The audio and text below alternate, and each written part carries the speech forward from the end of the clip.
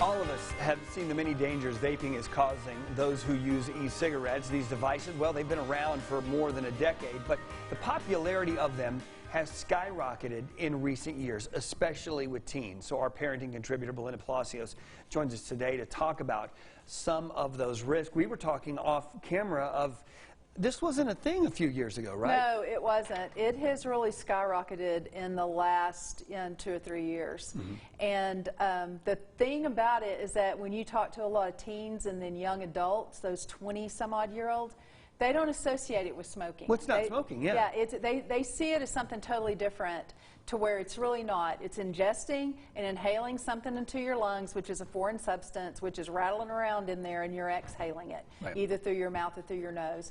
And so it's causing, and what we're seeing, of course, in the media and through news reports, is that it is causing great damage and death for some people. Yeah. And I think it's more of a health hazard than what anybody ever thought that it would be.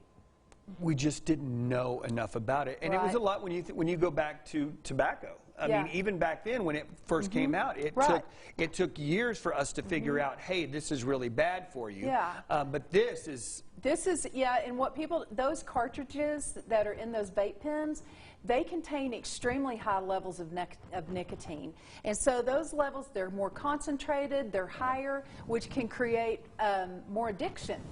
And so you've got kids that think that, well, it's not smoke, it's vapor, there's liquid, and so it's really not the same thing, when in all honesty, it almost looks to be definitely as bad, if not worse.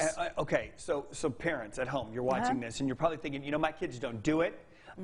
Every parent says that until you actually catch them doing it. But what are some of the signs maybe we should look for? There's 9 warning signs that are really the top 9 to look for. And one is your kids are having a really unexplained sweet smell, because they're using those cartridges that are strawberry or bubblegum flavored, you know, those flavored cartridges. And they're not going to smell like nicotine and smoke. They're going to have a really sweet smell.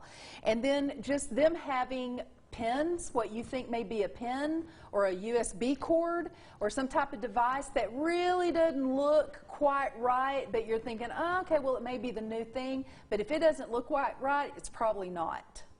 And this is how old I am. We went to a concert recently in New York, and a guy next to one of my friends hands him a USB port and said, here you go. And my friend is like, what do you want me to download something? He was like, no, it's pot. Yeah. And so it just it's just out there. I would have never imagined that. Yep.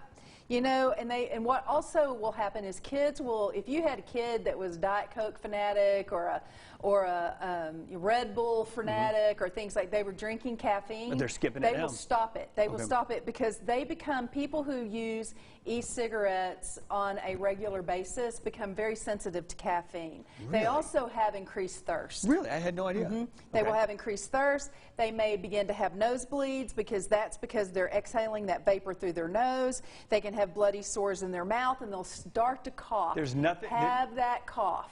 This sounds so attractive right now. I know. And then you've got unfamiliar batteries and different chargers laying around the house, like you're like, well, that doesn't look like it goes to an iPhone or to the iPad or what have you. So that's another sign. And then finding organic cotton balls and metallic wires. These are materials that are often used in vaping.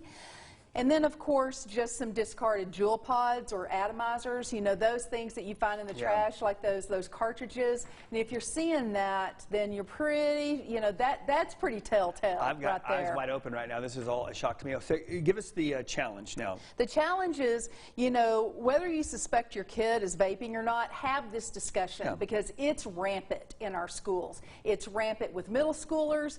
It's rampant with our high schoolers. Because one of the things you see is that there's 2.1 million middle school and high school kids across the nation that are vaping, and those are the ones that are admitting it. All right, parents, wake up, ask the questions, have those tough conversations. Very good. Thank you so much, Belinda. By the way, when that happened at the concert, we were both like, we are so old, we don't know what's going on. Thank you, but no, we'll pass. Coming up next, you can make a difference in the community by participating.